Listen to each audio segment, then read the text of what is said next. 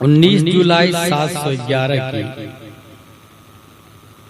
हाकिम स्पेन राडर्क के जुल्म जबर से लोग मूसा बिन नुसैर की तरफ रुजू करते हैं और मदद मांगते हैं।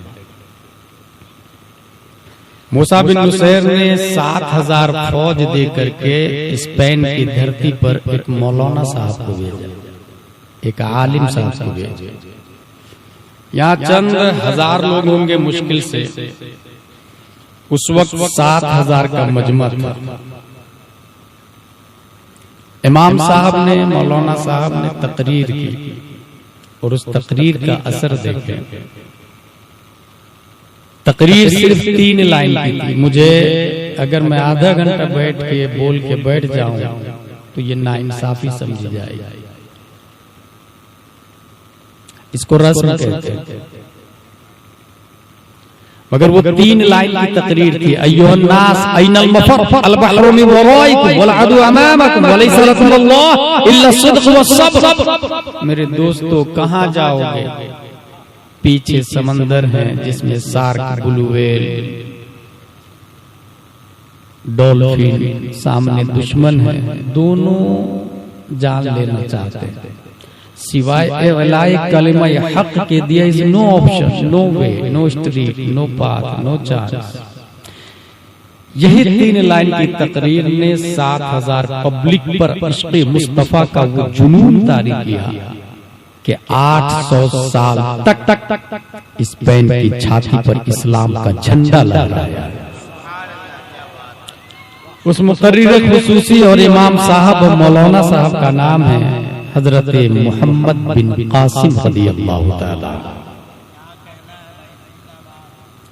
मैंने शुरू में कहा 1 sentence can change your life, मगर आपसे ये उम्मीद नहीं की जा सकती। हमारे मुफ्ती साहब ने कहा आप लोग बैठ जाइए, नहीं बैठे। जब मुफ्ती का जुमला बेअसर है तो गुलाम जिलानी का जुमला कैसे बाअसर हो सकता है? आलिम है तो आलम है। स्पेन की धरती पर 1822 ईस्वी में अब्दुर्रहमान दोम के जमाने में इल्मी और फन्नी तिजारती कारनामों का उरूज शुरू होता है। स्पेन में मुसलमान बहुत आगे बढ़ते, बहुत आगे बढ़ते, तरक्की करने लग जाते हैं। मोमिनों की तरक्की बर्दाश्त नहीं हुई, सलीबियों ने अपना प्लान शुरू कर दिया, डिवाइड एंड रूल। और वो अपने प्लान में जहन साजी और अफराद साजी करने लगे। स्पेन में जब मुसलमानों ने अपनी हुकूमत का सिक्का गाड़ा, काम करना शुरू किया।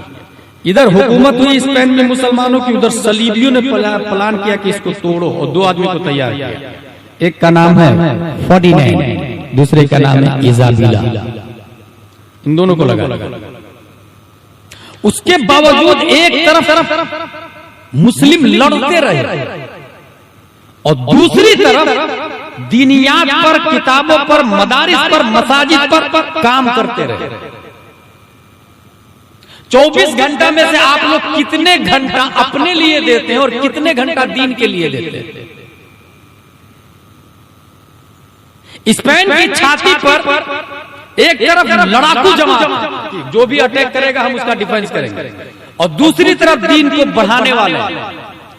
यही वजह है कि उसी छाती पर हालत जंग में होते हुए मुफस्सिर कुरान इमाम कुर्तुबी वहीं की पैदावार, मशहूर सय्याह है आलम इब्ने बतूता वहीं की पैदावार, मौजिद सर्जरी अबुल कासिम ज़हरावी ऑपरेशन करने का तरीका उसी ने बताया, इजाद किया, वहीं की पैदावार। मारूफ फलसफी इब्ने बाज्जा वहीं की पैदावार। अल्लामा इब्ने अरबी, जिसको अर्तुल गाजी में आप लोगों ने देखा, वहीं की पैदावार। मारूफ तबीब इब्ने रुश्द वहीं की पैदावार। अजीम साइंटिस्ट अबू इसहाक ज़रकाली वहीं की पैदावार। नामवर तबीब यूनुस हुर्रानी वहीं की पैदावार। माहिर फल्कियात शरीफ इदरीसी वहीं की पैदावार। हवाई जहाज का नजरिया देने वाला अब्बास बिन फरनास वहीं की पैदावार। नामवर तबीब इब्ने हैसम माहिर फल्कियात वल जेबरा नसीरुद्दीन तूसी 151 उलमा व साइंटिस्ट उनदुलस की पैदावार है जिसने दुनिया में इनकलाब लापा कर दिया। और ये मैं नहीं बोलता, एक किताब का नाम दे रहा हूं, किताब का नाम है student in the history of medical science. इस किताब में लिखा हुआ है the proud fact reminds that the Arabs of Spain were the principal source of the new law for western Europe. ये एक नाकाबिल तरदीद हकीकत है कि स्पेन के अरब ही मगरिबी यूरोप के जदीद उलूम व फनून का सरचश्मा समझे जाते हैं। यानी अमेरिका और यूरोप के पास पाक पानी पीने का कोई तरीका नहीं था। उस जमाने में 150 साइंटिस्ट हमारे बाप दादा में स्पेन के पास पाया जाता है। स्पेन, मैं जीरो की बात कर रहा हूं, सिर्फ जीरो का कॉन्सेप्ट अमेरिका में कई 100 साल के बाद में आया था। जीरो का यानी 1 2 3 4 5 6 7 8 9 तक था, जीरो का कॉन्सेप्ट नहीं था। अमेरिका से कई 100 साल पहले अरब के मुसलमान जीरो का रफ इस्तेमाल करते थे, हर एतबार से इस्तेमाल और यूज में। ये हमारे बाप दादा की ताकत कुव्वत है। लेकिन ये लोग 24 घंटा मकान पे मकान, बिल्डिंग पे बिल्डिंग, जमीन पे जमीन, ये पोता के लिए, ये परपोता के लिए, ये दामाद के लिए ऐसे हरीस और लालची नहीं थे हमारी तरह। वो ऐसे थे कि अगर एक भाई की दुकान के सामने दूसरे भाई की दुकान है, अगर इनका आज का रिस्क मिल जाता तो बंद कर देते ताकि मेरे भाई के यहाँ गिरावट पहुंचे। क्या कहना है? वो ऐसे भाई। अभी ये तो आपने सुना ही होगा, जलने वाले बहुत होते हैं। गलत भाई, जिस लाइन में आप कह रहे हैं जलने वाले बहुत होते हैं, 99% पब्लिक को मैं देख रहा हूं हिंदुस्तान और आउट ऑफ हिंदुस्तान, वो उलमा इससे जुड़ते हैं या मुरीद होते हैं तो दुआ तावीज़ की बात करते हैं।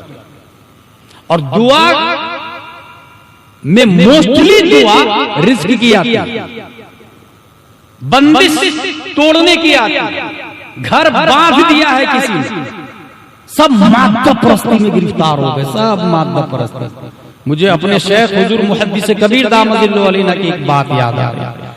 हाफिज मिल्लत अली रहमा जिन्होंने अशरफिया बनाया, यहां ये बात आप लोग ज़हन में रखें, हाफिज मिल्लत ने तन्हा अशरफिया नहीं बनाया। हाफिज मिल्लत की रीढ़ की हड्डी का नाम अल्लामा अरशदुल कादरी था। ये हमारे उलमा जानते हैं, रीढ़ की हड्डी का नाम अल्लामा अरशदुल कादरी था। डोर टू डोर जाके रुमाल फैला करके चंदा मांग करके अल्लामा अरशद और उनकी टीम ने पहले फारेगी नहीं अशरफिया बनाया। हुजूर मुहद्दिस कबीर फरमाते हैं कि हाफिज मिल्लत जब बुखारी शरीफ पढ़ाते थे और शुरू करते थे तो इन्नमल अमालु बिन्नियात की तशरीह में फरमाते थे एक काम की 100 नियतें करें, एक काम की 100 नियतें करें, मगर 100 में एक नियत भी रिज़्क़ की मत करें, क्योंकि रज़ाक़ तो अल्लाह है और उसका वादा है वमा मिन दाब्बतिन फिल अर्दि इल्ला अल्लाह रिज़्क़ुहा। तो जब वादा अल्लाह के ज़िम्मे करम पर है तो आप नियत रिज़्क़ क्यों कर रहे हैं? उसके बरअक्स अभी देखे हालात मुसलमानों के, एक भी काम बगैर नियत रिज़्क़ के नहीं कर रहा है, एक भी काम बगैर नियत रिज़्क़ के नहीं कर रहा। मुझे तो अफसोस उस वक्त हुआ जब मिस्र से मैं फ्लाइट लेकर के मुंबई आया था। मुंबई एयरपोर्ट पे उतरा, मेरे दोस्त रहते मौलाना अब्दुल्ला साहब, मैं उनके घर चैम्बूर जा रहा था, ऑटो वाले को बुलाया, ऑटो वाले ने पूछा कहां से आ रहे हैं, मैंने कहा मिस्र जामिया अज़हर से पढ़े। सोचा कोई मसला पूछेगा या खुश होगा, तो जानते क्या बोलता है, एक तावीज दे दीजिए, ला हौला वला कुव्वता इल्ला बिल्लाह। यार जामिया अज़हर का वो तो तावीज के लिए कितना मादा परस्त इंसान हो गया, कभी सोच सकते हैं? लेकिन वो लोग थे, मेहनत कर रहे थे। अगर कोई आंखें दिखाता था इस्लाम की तरफ तो आंखें भी निकाल लेते और इधर दीन का काम भी करते। Astronomy, mathematics, medical science, astrology, chemistry, बोटेनी, geography, philosophy, logic, history, ये सब कुरान से निकाले हुए उलूम फुनून है। मैं आपको एक हैरत की बात बताऊं, सिर्फ और सिर्फ कुर्तुबा शहर के अंदर 20,000 किताब की दुकानें थी। कुर्तुबा शहर में 20,000। यहाँ जलसा हो रहा, कितनी किताब की दुकानें हैं? और मैं कल बंगाल में था, तकरीबन 50 दुकानें होगी दुनिया की चीजों की, खिलौने की, जिलेबी की, मिठाई की। अस्तगफिरुल्लाह। इसी को रस्म कहते हैं, इसी को मादा परस्त। जलसा भी कर रहा तो मादा परस्त, आवाम भी मादा परस्ती की नियत कर लेती और कुछ कुछ जगह पर पूरा जलसा भी ठप्पा होने लगा। 20,000 किताब की दुकानें। मुफ्ती जलालुद्दीन अली रहमा एक बात लिख के गए कि उलमा को चाहिए बिजनेस करें और किताब की बिजनेस करें, ताकि मजहब का भी काम हो, दीन का भी काम हो और बिजनेस किताब की बिजनेस। और आगे चले, कुर्तुबा शहर के मशरिकी एरिया में 170 खातून थी जो कुरान मुकद्दस को खत्ते कूफी में लिखती थी, तो उनकी राइटिंग की तरफ पूरी दुनिया में किसी का जवाब नहीं। खत्ते कूफी, अरबी लिखने के 8 तरीके हैं, उसमें से एक तरीका का नाम है खत्ते कूफी। जैसे रस्म उस्मानी है, खत्ते उस्मानी जिसको कहते हैं, खत्ते रुका है। खत्ते कूफी में कुरान लिखती थी, उनकी राइटिंग के मुकाबिल में पूरी दुनिया में किसी की राइटिंग नहीं। आज हमारी माँ और बहनों को बोल दे सिर्फ सूरह फातिहा सुना दे तो न काफ का ठिकाना है, न ऐन का ठिकाना है, न गैन का ठिकाना है, और वो खुश है कि नहीं मेरी बीवी पढ़ी लिखी, मेरी बेटी कुरान पढ़ना जानती है। किसने पढ़ाया? हमारे बोले फौला बाई आके पढ़ाती है। क्या महीना देती है? बोले 250 रुपए। 250 रुपए में काफ कहां से अदा होगा, गैन कहां से अदा होगा?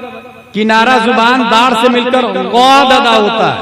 वो 250 रुपए लेने वाली बाई को क्या पता कि गौद कहां से अदा होता है? इसलिए 50% औरतों को कुरान शरीफ पढ़ना ही नहीं आता। जो अच्छे मदारिस है वो अच्छे पैसे लेंगे। अच्छा, दूसरी चीज में क्वालिटी देख लेंगे, पैसे अच्छे लगा लेंगे। दीन के मामले में वो फ्री की उम्मीद करेंगे। जबकि आप लोगों ने इमाम आजम अबू हनीफा का नाम सुना होगा। इमाम आजम ने एक मौलाना साहब को लगाया, मौलाना साहब मेरे बच्चे को पढ़ाइए कुरान शरीफ। मौलाना साहब पढ़ाने लगे, 1 दिन 2 दिन 3 दिन, चंद दिनों के बाद में बच्चा इमाम आजम का सूरह फातिहा याद कर दिया। इमाम आजम खुश हो गए, जेब में हाथ डाले और 500 दिरहम मौलाना साहब को दिया। 500 दिरहम। मौलाना साहब कहते हैं हुजूर मैंने तो इतने का पढ़ाया भी नहीं। इमाम आजम कहते हैं कल से आप पढ़ाने मत आइए, सूरह फातिहा की कीमत नहीं पता। कल से आप पढ़ाने मत आइएगा, सूरह फातिहा की कीमत आपको नहीं पता। 3 दिनारों दिरहम से चले तो चलाना चाहिए। 800 साल तक इस्लाम की हुकूमत रही। कहाँ? स्पेन में। हुआ क्या? यही मादा परस्ती। बाप बेटे में इख्तलाफ हो गया, बाप बेटे दोनों आपस में लड़े। बाप का नाम है अबुल हसन और बेटा का नाम है अबू अब्दुल्लाह। ये स्पेन का आखिरी बादशाह है। बाप बेटे में इख्तलाफ।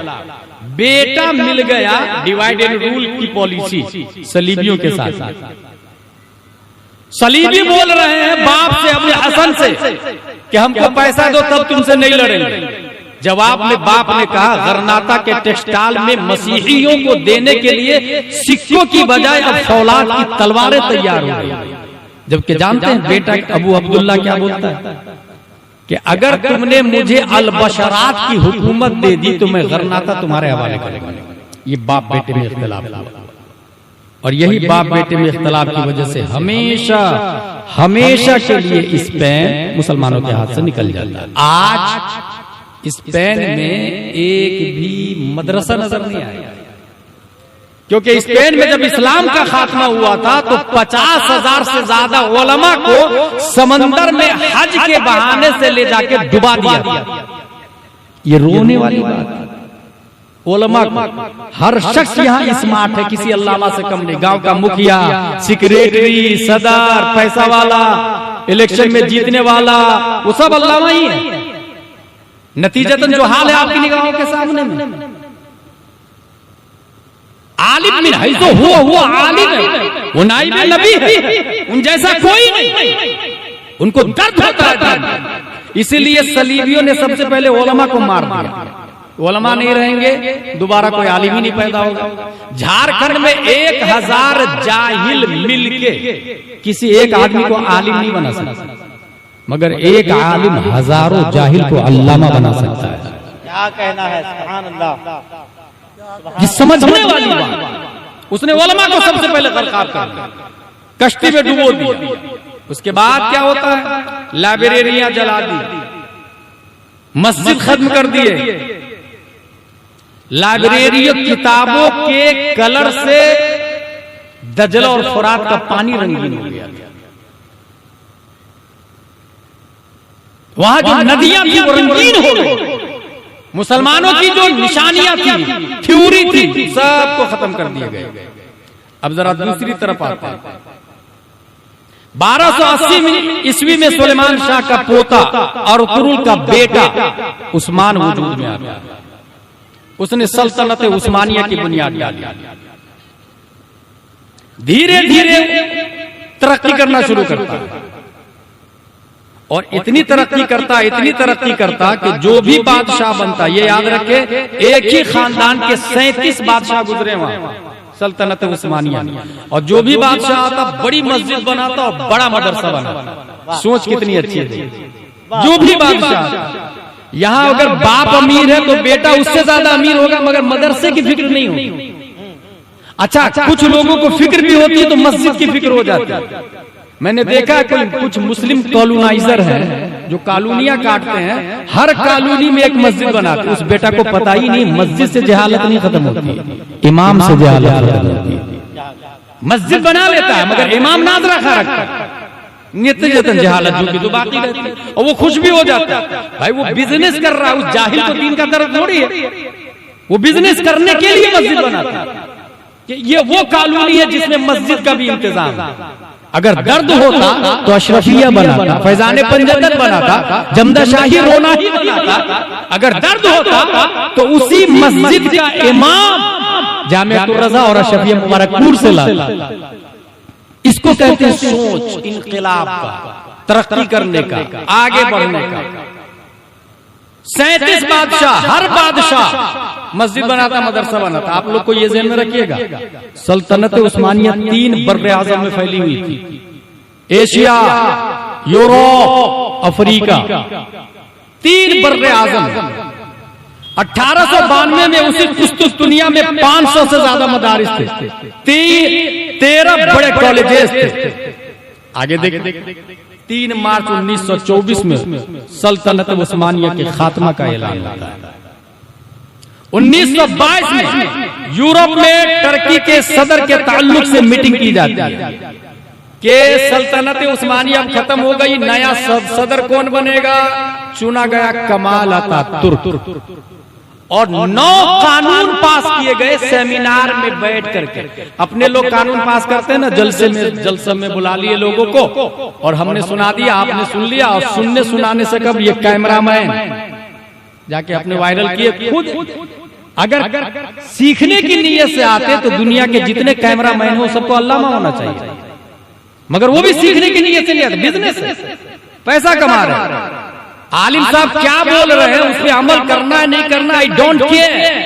मगर किसी ने किसी के खिलाफ बोला मकरूह तो वो हराम हेडिंग डाल के वायरल कर देगा। अगर ने मुस्तहब की बात की तो फर्ज हेडिंग डालेगा, वायरल कर देगा। अच्छा, इसी में क्या हो रहा, अगर हमारे कुछ उलमा कुछ खा करके स्टेज से थूकते हैं तो वो भी कैमरा में आ जाता है और वो भी चलता रहता है। ये कितनी गंदी बात है। ये जाके किसी काफिर मुशरिक से पूछे कि नाइबे नबी का ये हाल है। ये समझने वाली बात, हम कैद हो रहे हैं, हमारा हर ऐब कैद हो रहा है। और दुनिया ऐब को ज्यादा कैद करती है, खूबी को कम कैद करती है, हुस्न को कम कैद करती है। इसलिए इसका एहतियात लाजिम है। मीटिंग कहां हो रही है? स्पेन में। टर्की से सल्तनत उस्मानिया का खात्मा, इस्लाम को खत्म करने के लिए 9 कानून लगा दिया गया। यही मेरी तकरीर है। वो 9 कानून क्या है? नंबर 1, दस्तूर से सरकारी मजहब इस्लाम के शिक को खारिज कर दिया जाए, यानी फैसला इस्लाम के हिसाब से नहीं होगा, हम लोग जो फैसला करेंगे वही होगा। आप लोग को एक जनरल नॉलेज दे दो, अपने इंडिया में भी सुप्रीम कोर्ट में मुस्लिम जज होता था, जो बहुत बड़ा मुफ्ती होता था, बहुत बड़ा मुफ्ती। धीरे से उसको हटा करके डॉक्टर भीमराव अंबेडकर के संविधान के हिसाब से डिसीजन और फैसले के लिए इंसान मुतय्यन किया जाने लगा। और काजी के नाम पर चीफ जस्टिस को क्या बोलते हैं? काजी कुजात फिल आलम इस्लाम या काजी कुजात। काजी के नाम पर निकाह पढ़ाने वाला काजी दे करके मुसलमानों को लॉलीपॉप दे दिया गया।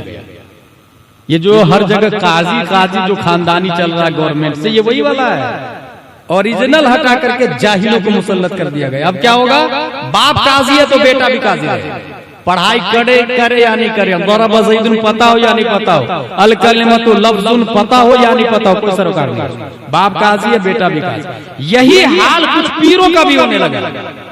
बाप पीर है तो बेटा भी पीर रहे, बाप वली है तो बेटा भी वली रहेगा। भाई साहब, इस्लाम रिश्तेदारी पे डिपेंड नहीं है। यही वजह है कि नबी के बाद डायरेक्ट खलीफा हजरत अबू बकर बने हैं, वो नबी के बेटे नहीं है। वो इसलिए नाइब बने हैं कि वो आलिम थे, फाजिल थे, मुस्तहिक थे, आशिक थे, बहादुर थे, तमाम सहाबा में सबसे अफजल और आला थे, और नयाबत मुस्तफा का फरीजा अंजाम देने की काबिलियत अबू बकर में ज्यादा थी, इसलिए नबी ने उनको मुसल्लत किया, सहाबा ने उनको चुना। इसका मतलब ये हुआ मदरसे में सदर का बेटा सदर नहीं रहेगा, मदरसा चलाने का सिस्टम जिसके अंदर ज्यादा होगा वो सदर रहेगा। ये इस्लाम। अच्छा, लगे हाथ ये भी सुन ले, बुखारी शरीफ में चूंकि ये आया कि उलमा खत्म हो जाएंगे, कयामत आ जाएगी, तो उलमा खत्म कैसे होंगे? उलमा खत्म ऐसे होंगे कि आलिमों की नाकदरी होगी, उनकी बात कोई सुनेगा नहीं। वो कहेंगे इधर आइए, वुजू में 4 फराइज है, तो वो कहेंगे मुझे जरूरत नहीं है, मैं 6 मानूंगा, तुम क्या करोगे? माहौल ऐसा हो जाएगा, मदरसा और मस्जिद पर हुकूमत नाअहलों की हो जाएगी। तो फिर अच्छे आलिम इंतकाल करेंगे, दोबारा कोई आलिम बनाएगा ही नहीं अपने बच्चे को। इसका मतलब क्या हुआ? मस्जिद में, मदरसे में जो सिस्टम है, मस्जिद रसूलुल्लाह का घर है और मदरसा अल्लाह का घर है, और अल्लाह के घर और रसूलुल्लाह के घर में जाहिलों की हुकूमत नहीं होनी चाहिए, उलमा की हुकूमत होनी चाहिए। मस्जिद अल्लाह का घर है, मदरसा रसूलुल्लाह का घर है, और अल्लाह व रसूल के घरों में हुकूमत गैर आलिम की नहीं होनी चाहिए, क्योंकि आदाब, सिस्टम, नियम, ज़ाब्ता, उसूल ये हमारे उलमा जानते हैं। इस वजह से जिस भी मस्जिद में गैर आलिम की हुकूमत है उसका हाल देख लें। हासिल 9 कानून पास हुए। नंबर 1, सरकारी मजहब इस्लाम की शिक को खारिज कर दिया जाए। नंबर 2, मुल्क भर में दीनी मदारिस पे पाबंदी लगा दो, एक भी मदरसा नहीं चलेगा। फैजाने पंजतन जामिया नूरिया जैसा एक भी मदरसा होना ही नहीं चाहिए, क्योंकि मदरसा रहेगा तो फिर से कोई इब्ने अरबी पैदा हो जाएगा, और इब्ने अरबी पैदा होगा तो फिर से अर्तुगरुल गाजी पैदा होगा। इसलिए मदरसे पे पाबंदी। कानून नंबर 3, औरतों को तमाम मामलात में मर्दों के मुसावी करार दी जाए, पर्दा को कानूनन जुर्म करार दिया जाए। We are both equal. औरतें जो कह रही ना हम मर्द से कम नहीं है, ये अमेरिका का ये वही कानून है, वहीं से चला है। औरतें मर्द के बराबर है। भाई साहब, कुरान बोल रहा और रिजालु कव्वामून अलन निसा, मर्द हाकिम औरत का तुम बोलो औरत मर्द के बराबर है। औरत बच्चा पैदा करती 9 महीने अपने पेट में रखे तो बराबर है, तो क्या दूसरे साल मर्द पेट में बच्चा रखेगा? कैसा नॉनसेंस कानून बना रहे हैं, कैसी बातें कर रही है। वो नर्म और नाजुक फितरतन है। अल्लाह तबारक व तआला ने उनकी इज्जत बहुत अफजल और आला बनाई, औरतों के कदमों के नीचे जन्नत रखा। और अगर कोई ये कहे कि औरत अगर महकूम और गुलाम है मर्द का, तो उसको ये जवाब दे दीजिएगा कि ये इस्लाम ने ये कहा है कि औरत महबूब है मर्द के सामने में, तो वही इस्लाम ये भी बोलता है कि औरत अगर माँ बन गई तो उसके कदम के नीचे जन्नत है उसके बेटे मर्द के लिए। सुभान अल्लाह, सुभान अल्लाह। इससे बड़ा दर्जा और कोई मजहब नहीं दे सकता। बेपर्दगी, पर्दा कोई औरत नहीं लगाएगी, ये कानून पास कर दिया गया। एक वक्त लाखों की तादाद में टर्की में बुरके में माचिस लगा दी गई, लाखों की तादाद। मेरा जिस्म मेरी मर्जी, यही आवाज आज भी आ रही है। ये कब की आवाज है? 1922 की आवाज, आज भी गूंज रही है। कानून नंबर 4, यूरोपीय लिबास पहनना और नंगे सर रहना जरूरी है, कोई टोपी नहीं लगाएगा। आपने देखा झारखंड के मुसलमानों में कितने % टोपी लगा? 99% नहीं लगा। ये सलीबियों का किया हुआ निजाम और सिस्टम। कोई टोपी नहीं लगाएगा। पैंट शर्ट कितने लोग पहनते हैं? 99%। ये सलीबियों का दिया हुआ लिबास। कानून नंबर 6, हिजरी तकवीम खत्म करके शमसी कैलेंडर राइज कर दिया जाए। आज 7 फरवरी 2025, सबको पता है, मगर अरबी की कितनी तारीख है ये मुश्किल से पता होगा, लेकिन दोनों साथ साथ चल रही है इसलिए अक्सर लोगों को पता है, वरना अरबी तारीख नहीं पता होती। कानून नंबर 7, जुमा की छुट्टी खत्म करके संडे को छुट्टी होगी। हमारे बच्चे आज स्कूल जाते हैं, छुट्टी कब होती है पता? संडे। क्यों? इसमें लॉजिक आप जानते हैं? क्योंकि जुमा की तकरीर पूरी दुनिया में एक वक्त जुमा की नमाज होती है और जुमा में नबी तकरीर करते हैं, और 7 दिन तक शैतान जो असर छोड़ता है न दिल पर, मस्जिद के इमाम साहब नबी की बातों से उस शैतानी असर को धोते हैं। जुमा में छुट्टी ही नहीं होगी, बच्चा जाएगा ही नहीं। जब बच्चा जुमा को छुट्टी में जुमा नहीं पढ़ने जाएगा तो बड़ा होकर के खाक जाएगा जुमा पढ़ने के लिए। मनशब्बा शाबा हदीस शरीफ में आया, जिस फितरत पर वो बड़ा होगा उसी पर बड़ा होकर रहेगा। बांस की लकड़ी कच्ची है तो उसे छींटी बना ले, डलिया बना ले, जिस शक्ल में चाहे झुका दे, मगर लकड़ी सूखने के बाद झुकती नहीं, टूट जाती है। बच्चा अगर जुमा को छुट्टी नहीं, संडे को छुट्टी कर रहा था, जुमा नहीं पढ़ रहा था, बड़ा होने के बाद जुमा नहीं पढ़ेगा। आप लाख ताबीज ले ले मौलाना साहब से, मुफ्ती साहब से, नहीं पढ़ेगा। जब जुमा पढ़ाने का वक्त था तो आप तो स्कूल में संडे को छुट्टी करवा रहे हैं। ये सलीबियों का दिया हुआ निजाम। कानून नंबर 8, अरबी जुबान में कुरान की इशाअत पर पाबंदी लगा दी जाए। अरबी में कोई कुरान नहीं पढ़ेगा, इंग्लिश में कुरान पढ़ेगा, गैर अरबी में कुरान पढ़ेगा। आप बताइए, कुरान नाजिल हुआ अरबी में, इन्ना अंज़लनाहु कुरानन अरबिय्या, और कुरान अरबी में नाजिल हुआ और हजरत उस्मान गनी रज़ियल्लाहु ताला अन्हु ने एक खत पर उसको जमा किया। अब रस्म उस्मानी के अलावा कुरान लिखना भी जायज नहीं, चेजाए के पढ़ना, अरबी के अलावा पढ़ना भी जायज नहीं और पढ़ भी नहीं सकता। मगर बहुत सारे लोग हमसे, खुद मेरे से सवाल करते हैं कि वो इंग्लिश में कुरान है ना मेरे पास, I can read holy Quran in Hindi language, I can read holy Quran in English language. भाई साहब, इंग्लिश में कुरान पढ़ना ही हराम है। फिर आप कहेंगे ये छापा क्यों? बिजनेस है उसका, उसको हलाल और हराम से मतलब नहीं। वो बिजनेस कर रहा है, वो पेशाब को भी बेचता है, शराब को भी बेचता है, तो क्या शराब हलाल हो जाएगा? वो मुर्दार बेचता है तो क्या हलाल हो जाएगा? बकरा की मूत बेचते हैं लोग तो क्या वो हलाल हो जाएगा? शान से पीते और कहते पवित्र हो गया तो क्या वो हलाल हो जाएगा? बिजनेस। कोई दवाई में डाल के बेच रहा है, कोई किसी अंदाज से बेच रहा है। मार्केट में लोग क्या कर रहे हैं, दुकानों पे क्या मिल रहा है, इससे सरोकार नहीं। गैर अरबी में कुरान पढ़ना हराम, लिखना हराम, छापना हराम। कानून नंबर 9, नमाज अरबी में कोई नहीं पढ़ेगा, टर्की में नमाज पढ़ेगा। ये टर्की का 9 कानून लगाया गया है ताकि इस्लाम का मुकम्मल खात्मा हो। टर्की में नमाज कैसे पढ़ेंगे? जैसे नियत करते हैं ना अल्लाहु अकबर, तब उर्दू में कहेंगे अल्लाह बड़ा है, ये टर्की में कहेंगे अल्लाह इज द बिगेस्ट, ये इंग्लिश में हो गया। टर्की में नमाज पढ़ेंगे। ये कानून 9 लगा दिया। इसी कानून पर अमल चल रहा है। धीरे धीरे धीरे धीरे इस्लाम का चिराग टिमटिमाने लगा। कुफ्र पर मशीयत को जलाल आता है। रब्बे कदीर इसी तरक्की की छाती पर एक बच्चा शेख महमूद आफंदी के नाम से पैदा फरमाता है। और शेख महमूद आफंदी की माँ पढ़ी लिखी थी, बाप पढ़ा लिखा था। यहीं से पता चला दीन बचाने के लिए माँ बाप का दीन पढ़ना जरूरी है। दीन पढ़ उस बच्चे ने अपनी माँ से पढ़ाई किया, अपने बाप से पढ़ाई किया, हाफिज भी बन गया और आलिम भी बन गया घर में, क्योंकि बाहर मदरसे में ताला लॉक, मस्जिद में ताला लगा हुआ है, कोई अजान नहीं देगा, कोई कागज कलम नहीं, कोई किताब लेके मार्केट में नहीं घूमेगा, सब पे पाबंदी है। घर के अंदर हाफिज बना, आलिम बना, लेकिन जब आलिम बन गया तो आलिम का दर्द देखे वो फिर असलहा की फिक्र नहीं किया, कमाल अतातुर्क की फौज की परवाह नहीं किया, नेज़े बर्चिया भाला बारूद की परवाह नहीं किया, वो सीधे गया लोगों के घर पे, भाई भाई भाई आप अपने बच्चे को भेजिए ना, मैं अल्लामा बनाना चाहता हूं। नहीं नहीं, कमाल अतातुर्क की फौज मार डालेगी मेरे बच्चे को। वो आलिम मायूस नहीं हुआ।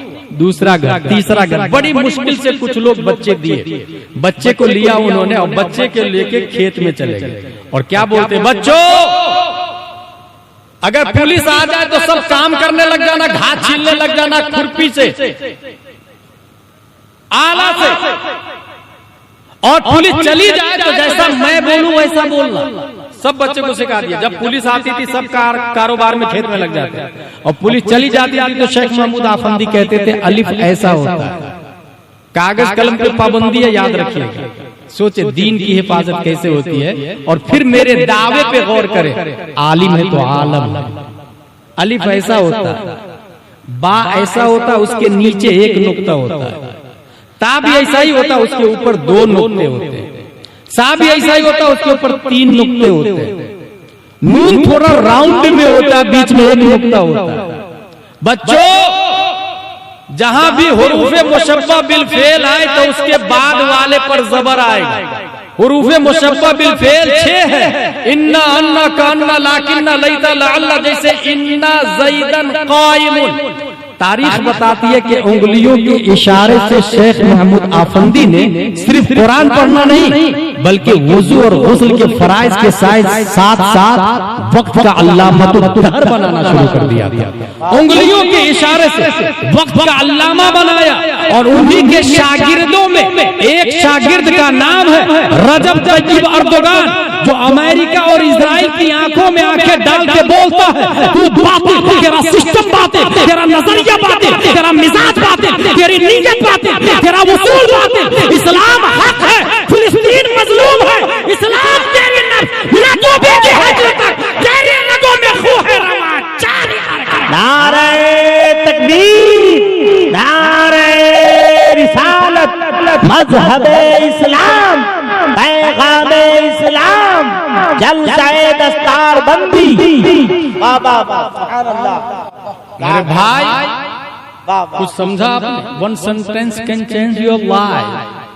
टर्की में आज जो मुसलमान नजर आ रहे हैं वो एक शेख महमूद आफंदी की बरकत, उनकी माँ पढ़ी लिखी थी, उनका बाप पढ़ा लिखा था, नतीजतन हजारों उलमा पैदा हुए। इसलिए अपने घर का टाइल्स बदलने से पहले रसूलुल्लाह के घर की टाइल्स की भी फिक्र कर ले। अपने घर के बाथरूम का दरवाजा कलर करने से पहले मेहमान रसूल के बाथरूम के दरवाजे की भी फिक्र कर ले, कड़ी है कि नहीं, प्लास्टर हुआ कि नहीं हुआ, वो मूसा उमरा जो प्लाट पे प्लाट खरीदे जाते हैं, नाइबे नबी में से किनके घर में कौन बीमार है, इलाज को पैसे नहीं है, जरा इनकी भी फिक्र कर। तमन्ना से दीन नहीं हासिल होता मेरे भाई। अभी बहुत बड़ा मरदूद वहाबी देवबंदी तो लगे हुए हैं, अल्लामा अरशद तो जा चुके, उनके नाइबीन हैं। अभी लेटेस्ट बात यह है कि एक नया वहाबी अब्दुल्ला नाम से आया है, वो ये कहता है कि माज़अल्लाह आला हजरत ने जो ये लिखा कि अज़वाजे मुतहरात कब्र में पेश की जाती है, ये कितने ऐब और घिनौनी बात लिख दी आला हजरत ने, माज़अल्लाह रब्बिल आलमीन। कुछ समझ में आया मेरी बात? दरअसल वो ये साबित करना चाह रहे हैं कि नबी मुर्दा है, माज़अल्लाह रब्बिल आलमीन। हम लोग अगर सोते हैं तो हमारा वजू टूट जाता है, ठीक है? क्यों टूटता? अन्नौम नाक़िज़ुन लिलवुज़ू, वुजू के लिए नौम यानी नींद नाक़िज़। इंसान मरता है आपके यहाँ तो उसको नहलाते हैं और उसकी बीवी दूसरे के लिए जायज हो जाती है, निकाह कर सकती है दूसरे के साथ। क्यों कर सकती भाई? शौहर जिंदा है तो निकाह नहीं कर सकती, शौहर मर गया तो बीवी निकाह कर सकती है बाद इद्दत। क्यों कर सकती है? क्योंकि मौत नाक़िज़े गुस्ल भी है और नाक़िज़े निकाह भी है। मेरी बात फिर से सुनो, नींद नाक़िज़े वुज़ू है, मौत नाक़िज़े गुस्ल भी और नाक़िज़े निकाह भी है। इसलिए मरने वालों का गुस्ल देते हम, और नाक़िज़े निकाह भी। जहां इंसान मरा उसकी बीवी दूसरे से निकाह कर सकती, क्योंकि मौत नाक़िज़े निकाह। लेकिन किताबों से यह साबित है, बुखारी और खुद कुरान से यह साबित है कि नबी की अज़वाजे मुतहरात मोमिनों की मां है। इसलिए नबी के इंतकाल के बाद अज़वाजे मुतहरात का निकाह हराम हराम अशद हराम। तो जाहिरन तो ये समझ में आया कि अज़वाजे मुतहरात का निकाह हराम है, मगर हकीकत यह है कि मौत नाक़िज़े निकाह है और मुस्तफा मुर्दा नहीं जिंदा है। जिंदा क्या कहना है? वाह वाह वाह वाह। हमारे नबी जिंदा है, मुर्दा है ही नहीं। हजरत आ रहे हैं नारे तकबीर और रिसालत से इस्तेमाल कर। ये इदारा फैजाने पंजतन है और आप नस्ले पंजतन से। तवज्जो से ज़ियारत करें, जलसे की कामयाबी और मकबूलियत की दलील है कि हुजूर सल्लल्लाहु तआला अलैहि वसल्लम का खून वलदुम मिन औलाद रसूलिल्लाह, जसदुम मिन अजसाद रसूलिल्लाह, दमुम मिन दिमाए रसूलिल्लाह हमारी नजरों के सामने। अल्लाह तबारक व तआला सादात एज़ाम के सदक़े में हमें ईमान पर खात्मा नसीब फरमाए। ये बुखारी शरीफ है, हजरत के सदक़े में आखिरी बात सुन ले। किसने लिखी इस किताब को? अबू अब्दुल्लाह मोहम्मद बिन इस्माइल बुखारी ने। और कितने साल मेहनत की पता है आपको? 16 साल तक मेहनत करके ये किताब लिखे हैं ताकि अपने लोग पढ़ सके। झारखंड में ये किताब नबी की बात आ सके। 5 लाख से ज्यादा अहादीसें याद थी, मगर बुखारी में तमाम हदीसें कोट नहीं की। जहां भी रावी में शक होता उस हदीस को साइड में रख देते थे। 16 साल और 3 मरतबा नजरसानी की है इस किताब की इमाम बुखारी ने। एक बार सफर और हजर में उठते थे, चिराग जलाते थे और लिख लेते थे, सेट कर लेते थे, फिर सो जाते थे। एक एक रात में 20-20 मरतबा उठते थे, सेट कर लेते थे। दूसरी बार नजरसानी की खाना काबा में हरम में बैठ के गुस्ल करके 2 रकात पढ़ के हदीसों को बाब में सेट किया कि यह हदीस इस बाब में, यह हदीस इस बाब में, यह हदीस इस बाब में। तीसरी मरतबा हुजूर सल्लल्लाहु अलैहि वसल्लम के रोजा, हुजूर सल्लल्लाहु अलैहि वसल्लम का हुजरा और मिंबर, इसके बीच में बैठ कर गुस्ल 2 रकात के बाद में उस हदीस को सेट किया और फाइनल कर दिया। एक बार और सुन ले, ये किताब जिसने लिखी है वो बचपन में नाबीना थे। माँ बहुत दुआ करती थी, अल्लाह मेरे बेटे की आंखों की बीनाई दे दे दे दे दे दे। एक दिन ख्वाब में इब्राहिम अलैहिस्सलाम आ गए, जा अल्लाह ने तेरे बेटे की बीनाई लौटा दी, जा। सुबह उठे तो इमाम बुखारी बीना देखने लग गए। ख्वाब में बोला थे should be noted this point. इमाम बुखारी की माँ के ख्वाब में इब्राहिम अलैहिस्सलाम, क्योंकि इमाम बुखारी का नाम है अबू अब्दुल्लाह मोहम्मद बिन इस्माइल बिन इब्राहिम, यानी बाप का नाम इस्माइल है और दादा का नाम इब्राहिम है, और ये दोनों नबी के नाम है। इस्माइल भी नबी के नाम है, इब्राहिम भी नबी के नाम है। इसका मतलब ये हुआ कि नाम का असर होता है। इसलिए पहले मुफ्ती साहब को फोन लगा तब नाम रखे। नाम रखने के बाद पप्पू और डिप्पू और टिम्पल नाम रखने के बाद माना पूछने के लिए फोन नहीं लगा। पहले फोन लगाए, पूछे कि क्या नाम रखे। बुखारी शरीफ, इसके अंदर एक हदीस शरीफ है, अनबी हुरैरा रज़ियल्लाहु अन्हु नबी सल्लल्लाहु अलैहि वसल्लम क़ाल मा बैन बैती व मिंबरी रौज़तुम मिन रियासिल जन्नह। ये बुखारी शरीफ है। वो जो वहाबी अब्दुल्ला बोल रहा है कि अज़वाजे मुतहरात पेश की जाती है, लॉजिक ये है कि अगर आपसे कोई ये कहे कि कब्र में बीवी पेश की जाती है तो कैसा ऐब लगेगा। लेकिन ये ऐब क्यों लग रहा है? यह भी इसलिए लग रहा है कि हम दुनियावी हिसाब से इसको कयास करते हैं। इसी को एक कदम आगे बढ़ के मैं ये पूछूं कि जन्नत में हूर मिलेगी कि नहीं मिलेगी? जन्नत में हूर मिलेगी कि नहीं? हूर मिलना शान की बात है या ऐब की बात है? शान की बात है। ऑब्वियसली हूर मिलना ये शान की बात है, ये गौस की शान है, ये खाजा की शान है, ये अंबिया की शान है, ये उलमा फज़ला नुकबा की शान है। हूर मिलना ये शान की बात है, जन्नतियों की शान है। जहन्नमियों को हूर नहीं मिलेगी, जन्नतियों को हूर मिलेगी। तब जब जन्नत में जन्नतियों को हूर मिलेगी और ये शान की बात है, तो मुस्तफा जहां जलवा बार है। बुखारी शरीफ की हदीस बोलती मां बैन बैती व मिंबरी रौज़तुन मिन रियाज़िल जन्नह। मुस्तफा जहां दफन है वो जमीन आज ही जो हुजरा-ए आयशा और मिंबर मुस्तफा के दरमियान है, वो जन्नत के बागों में से एक बाग है। और जब हमारे नबी, हम लोग तो बाद में जन्नत में जाएंगे, हमारे नबी की कब्र आज ही जन्नत के हुक्म में है, जन्नत के हुक्म में। तो जब जन्नत के हुक्म में है तो वहां अज़वाज मुतहहरात का पेश होना ये ऐब नहीं, ये शान की बात है। नारे तकबीर, नारे रिसालत, मसलके आला हजरत, अज़मते मुस्तफा, नारे तकबीर। हम मरते तो हमारी बीवी का निकाह टूट गया, वो किसी से शादी कर सकती है। नबी का इंतकाल ही नहीं हुआ तो निकाह कहां से टूटेगा बे? तू जिंदा है वल्लाह, तू जिंदा है वल्लाह। सिर्फ 7 हिजरी की बात मैं आपको बताऊं, वर्ल्ड के 7 सुपर पावर के पास प्यारे मुस्तफा ने खत भेज दिया कि तुम इस्लाम ले आओ, डबल सवाब मिलेगा। कैसर रूम ने खत को देखा। अब देखिए समाज का कैसा असर पड़ता है, पब्लिक का असर कैसा पड़ता है। लोगों को बुलाया रूम बंद करके, ये भी बुखारी में आया। आप लोगों की क्या राय है? एक साहब कह रहे हैं कि मैं नबी हूं, मेरे ख्याल से आदमी अच्छे हैं, उनकी बात मान ली जाए। ये सुनकर उनकी पब्लिक, उनकी जनता दरवाजे की तरफ भागा, अपने राजा को छोड़ के कहा रुको रुको, दरवाजा बंद भी था, मैं जांच रहा था तुम्हारे ईमान को। उसके बाद ईमान नहीं लाया। इसका मतलब यह है हिरकल की पब्लिक ईमान ली आती तो हिरकल भी ईमान लिया।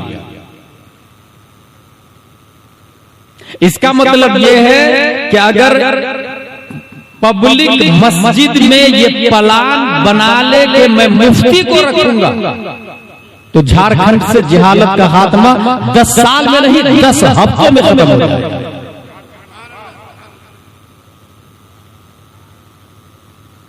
ईमान नहीं लाया लेकिन खत को ऊंची जगह रखा। 7 खतों में से मैं सिर्फ 2 खत का जिक्र करूंगा। नबी ने दूसरा खत दूसरे सुपर पावर किस तरह का? खुसरू परवेज। खत को सुनता है तो जलाल में आ जाता है, कुर्सी से नीचे उतरा, खत को लिया, टुकड़े टुकड़े टुकड़े करके फाड़ के हवा में फेंक दिया। हुजूर सल्लल्लाहु अलैहि वसल्लम को खबर लगी, फरमाते हैं मज़्ज़क़ किताबी मज़्ज़क़ल्लाहु मुल्का। उसने मेरे खत को फाड़ा, अल्लाह उसके मुल्क को फाड़ दिया। इजाबत का सेहरा, इनायत का जोड़ा, दुल्हन बन के निकली दुआएं। नबी ने फरमाया चंद महीनों बाद खुसरू परवेज दिलकश भाई अपने बेटे के हाथों मारा जाता है, बेटे के हाथों मारा जाता है। लेकिन कैसर रूम ने खत्ते मुस्तफा को सोने की डिबिया में ऊंची जगह रखा, अदब किया, ईमान नहीं लाया, अदब किया। नबी ने फरमाया कद हाफिज़ मुल्का, अपने मुल्क को बचा लिया। 500 साल तक उसके खानदान में बादशाह गुजरते रहे। 500 साल स्पिरिचुअल ऑफ इस्लाम। और अभी हम लोग का हाल कैसा हो गया पता है? 5000 बाराती है, ऑडी में दूल्हा बैठा हुआ है, ऑडी गाड़ी गुलाब के फूल से ढकी हुई है, सिर्फ ड्राइवर 1 बाई 1 स्क्वायर फीट में देख रहा है, सब लोग गाड़ी के पीछे चल रहे हैं, जबकि रियल में दूल्हा किडनैप हो चुका है। दिख ही नहीं रहा, वो तो गाड़ी दिख रही। रूह ईमान का खात्मा हो चुका है, रस्में इस्लाम बाकी रह गए, इसमें इस्लाम बाकी रह गया। क्या आपको यह हदीस नहीं पता है कि एक इंसान, एक जमाना आएगा कि सुबह को मुस्लिम होगा तो शाम को काफिर होगा? तो ये काफिर कौन होगा? मोदी वाले, योगी वाले, डोनाल्ड ट्रंप वाले, वो तो पहले से काफिर है। और शरजामी में लिखा है तहसील हासिल बातिल, काफिर काफिर नहीं होगा, ओरिजिनल सुन्नी सही अकीदा काफिर हो जाएगा, और उसे पता भी नहीं चलेगा, शऊर भी नहीं। बचता कैसे है? तमन्ना तो सबकी है कि इस्लाम जिंदा रहना चाहिए, उलमा रहना चाहिए, पर लौकाना हादल इल्म युद्रको बिलमुना मा काना यबगी फिल बरिया जाहिल। अगर तमन्ना से कुछ हासिल हो तो हर शख्स दुनिया का अमीर होता, हर शख्स दुनिया का आलिम होता, हर शख्स दुनिया, हर बूढ़ा दुनिया में जवान होता, मगर वो तमन्ना से नहीं होता। अब ये हाथ 99 पीपल इधर खींच रहा है और एक आदमी इधर खींच रहा है, किधर जाएगा? जाहिर सी बात है इधर जाएगा। 24 घंटे का क्लाइमेक्स माहौल, एटमॉस्फेयर अगेंस्ट ऑफ इस्लाम। एक मुअज्जिन है जो कभी कभी कहता है हय्या अलल फलाह, एक आलिम है जो कहता है भाई ये हराम है। जब 99% क्लाइमेट इस्लाम के अगेंस्ट है, फिर आप ये उम्मीद रखते हैं कि इंसान अच्छा? How is this possible? इसके लिए मेहनत करनी होगी, और कैसी मेहनत करनी होगी?